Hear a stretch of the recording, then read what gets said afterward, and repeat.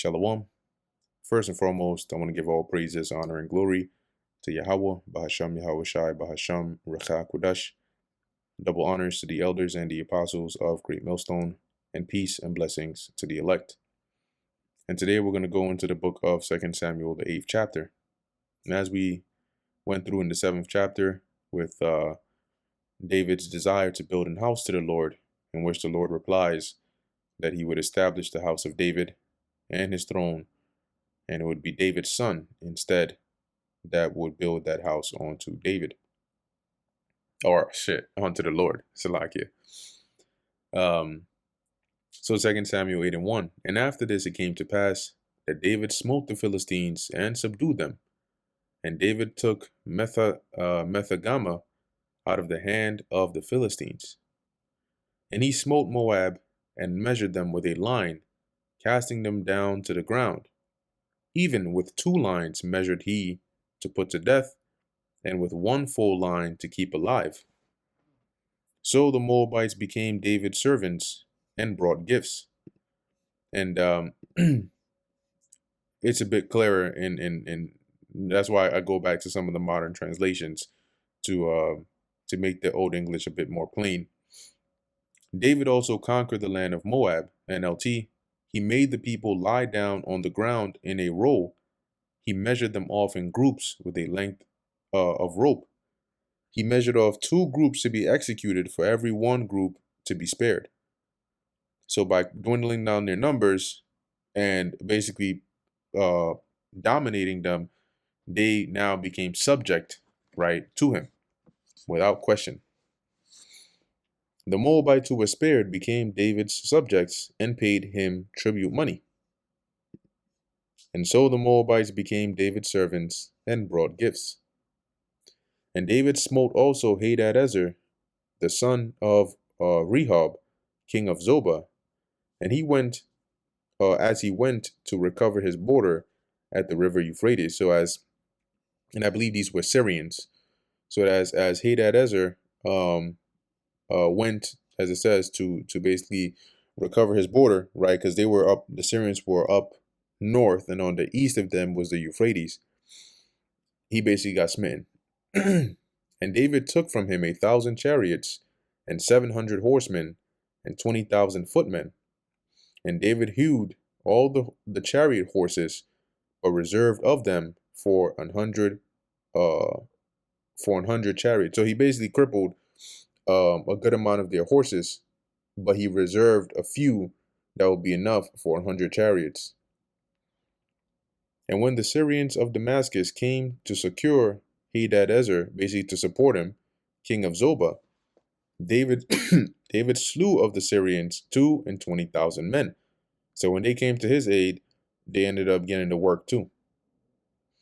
Then David put garrisons in Syria of Damascus, and garrisons are once again like stations of troops within that city, to where it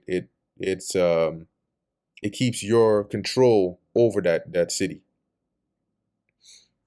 In Syria of Damascus, and the Syrians became servants to David and brought gifts. So they basically were conquered too, and now they became subject unto David and paid tribute. And the Lord Yahweh preserved David whithersoever he went.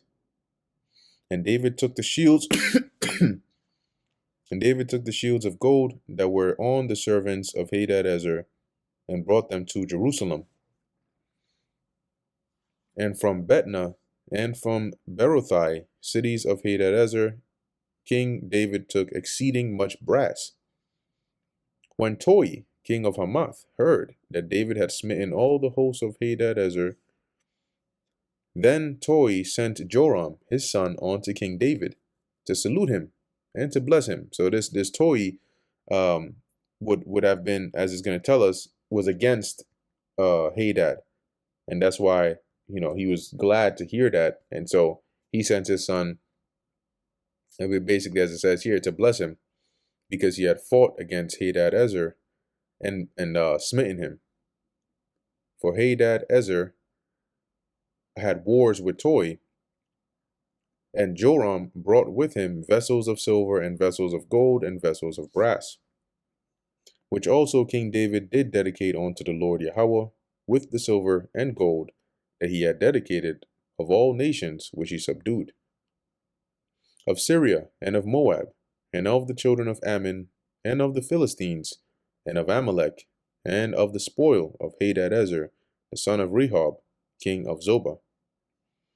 And David gat him a name when he returned from smiting of the Syrians in the valley of Salt, being 18,000 men. So his name was just more and more renowned, as the Lord was with him in his conquests of these neighboring nations.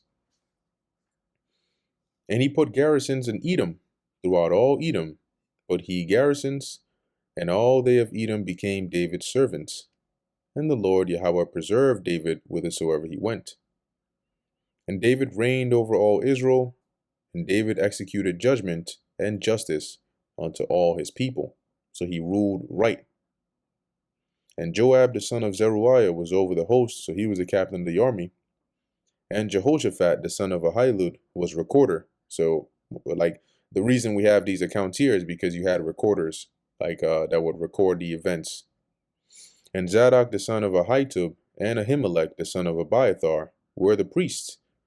And Seraiah was the scribe. And the scribes were usually ones who would preserve texts by rewriting them on newer papers or parchment to make sure that the text and the information would be preserved from generation to generation. And Benaiah the son of Jehoiada was over both the Cherethites and the Pelethites, and David's sons were chief rulers. So this was basically the house or the court of David. And that brings us to the end of 2 Samuel, the 8th chapter. Lord willing, this was edifying to the elect. In closing, I want to give all praises, honor, and glory to Yahweh, Bahasham Yahushai, Bahasham Racha Kodash. And until next time, Shalom.